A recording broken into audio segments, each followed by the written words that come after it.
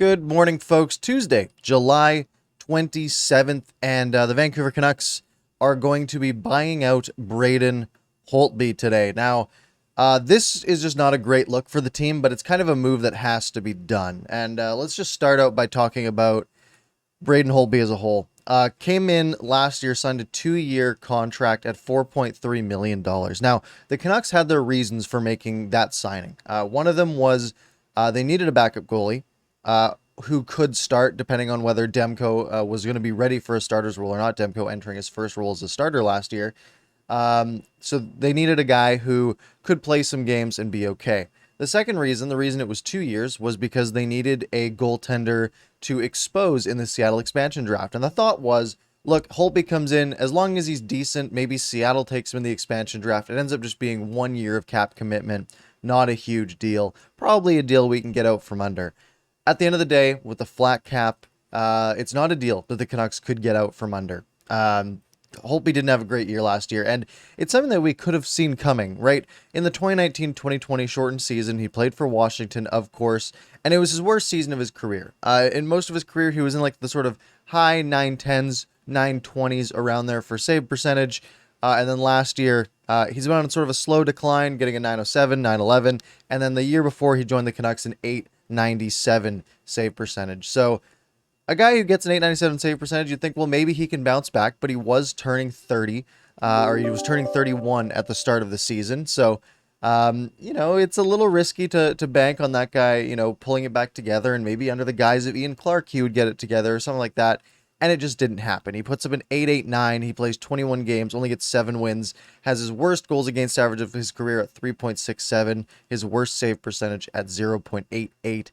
And it was clear that Thatcher Demko would be the starter going into this year. Now, 4.3 million on your cap. Usually you can hang on, you can wait it out. It's 1 more year. He's a backup goalie. He's fine. He can play some games for you at the end of the day. And you're going to need a backup goalie anyways. But in the flat cap world, the Canucks just don't have cap space. After the trade for Oliver Ekman-Larsson, lots of people were like, well, that kind of clears up some space. You're getting rid of the 3 bad contracts, and you're bringing in Ekman-Larsson only about $7 million. But the problem is the RFAs that need to be signed. The Canucks have, right now, according to Cap Friendly, about $21 million of cap space.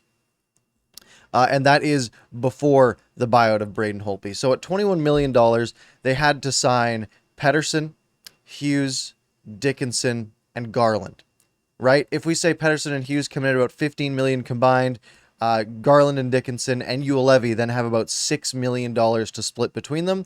There's just no money left. You'd only have about 18, 19 guys on your roster. You need at least 23. You need more than that, really.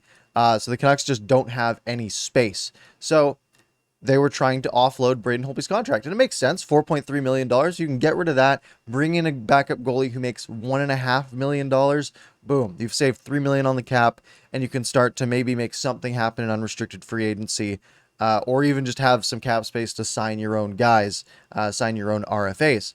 But the buyout kind of makes sense. If you're not able to trade Braden Holtby, the Canucks didn't want to retain salary, and that makes sense as well, right? Let's say the Canucks have to retain half of the salary, and you're still stuck with Holtby on $2.15 million of your cap.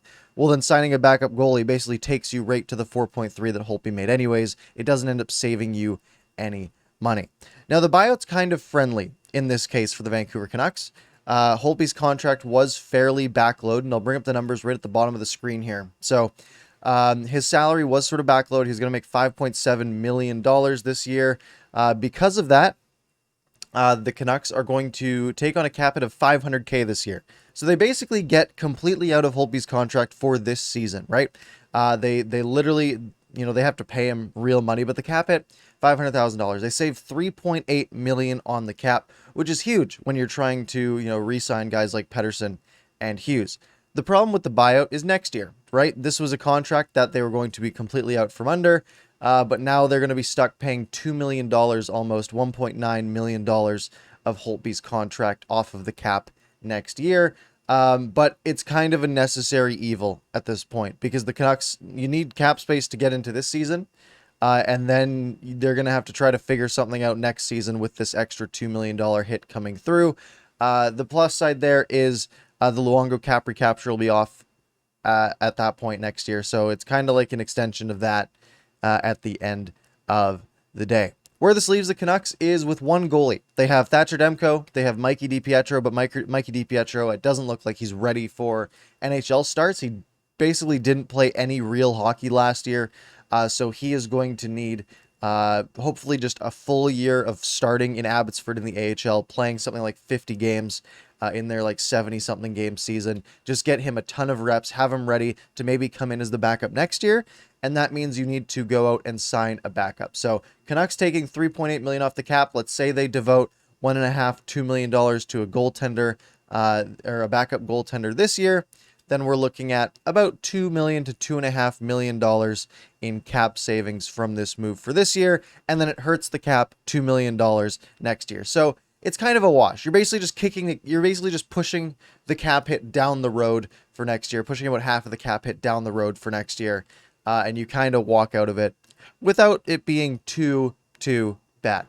Anyways, that's all I've got for this one. If you enjoyed the video, hit like, hit subscribe, do all that good stuff. We got Canucks content coming hot and heavy as free agency starts tomorrow. We'll have Canucks After Dark going live tomorrow night at 10 p.m.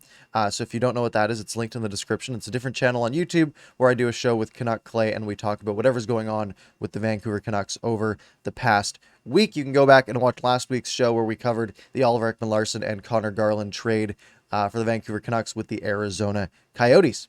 Anyways, have a good one, and I will talk to you later.